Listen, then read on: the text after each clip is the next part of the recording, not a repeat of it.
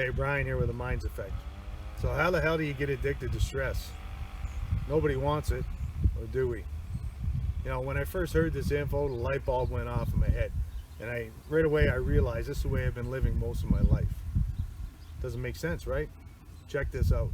See, the frontal lobe up here makes up 40% of the human brain. Plays a key role in future planning, including self-management and decision-making. All right? Now, this makes us unique to all other species on the planet, and it gives us the ability to turn on the stress response just by thought alone. That's right. So think about it this way. The deer is grazing in the field, startled by an approaching wolf. Immediately, the deer's brain, body go into emergency mode, fight or flight. All energy and focus are directed towards getting to safety. All these internal switches start going off. Pupils dilate. Blood flows to all the extremities. Now it's time to haul ass. All right. Now, shortly after the deer evades the wolf and gets to safety, then the brain and body return back to normal like nothing happened. Now, humans, on the other hand, see, we're quite unique when it comes to the fight or flight mechanism. We can turn it on whether we're being chased by a predator or pissed off at our coworker. And unlike the deer that got to safety, we can keep it turned on long after the perceived threat has passed by replaying it over and over in our head.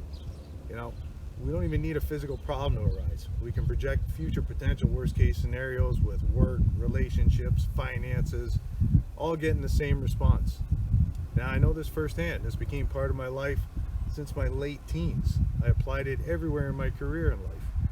You know, it was almost like being in a constant state of readiness all the time. So it's taken me a long time to identify this as a subconscious habit, and it still sneaks up on me when I'm not present in the moment. You know, you got to really pay attention to this kind of thing and be aware of it. So now every time you do this, your brain manufactures and releases true stress hormones.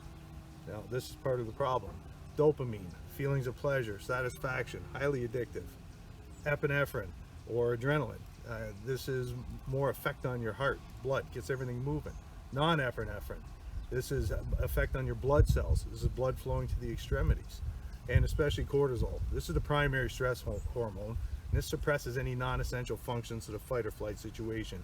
Digestion, immune system, reproductive systems, all energy is diverted away from that to the emergency situation, or what you perceive as an emergency situation in your body. Now, over time, the feeling of these chemicals and what they produce become addictive to your mind and body, just like any other drug. And long-term activation of the stress response system has an increased effect of anxiety, depression, digestive issues, headaches, heart disease, sleep issues, weight gain, memory, and concentration problems. And I know because I've experienced all of that through the years. Okay, now the ability has been hardwired into our brain since early times, so it's not like we intend on doing this, it's there. Now think about it. If the mind prepares us for a worst case scenario in a situation, then we got a better chance at survival. You know, and this function hasn't changed from the time that we had to worry about getting eaten by saber-toothed tigers. Only now we might be dealing with the same conflict in the workplace. Say a coworker that is totally pissed off, you know, has you totally pissed off. Your body doesn't know the difference between the tiger or the coworker. And when these chemicals are released, it's all the same response. So when you're starting to get pissed off and fired up about something that's happened or that you think might happen, try and be present in that moment. Focus in that moment, the now, in that moment.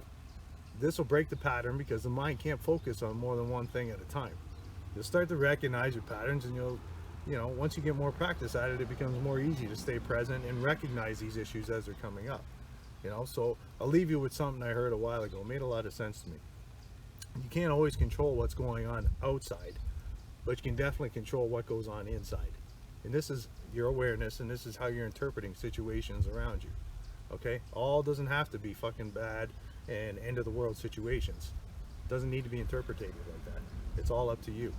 All right? So if you found some value in the information here, and you know someone that might need some help understanding what they're going through, please share the video, subscribe, like the YouTube channel, like and follow the Facebook page. You know, let me know what you think in the comments, or hit me up with an email. Email's down there too. All right? So take it easy. I'll talk to you later. Thanks.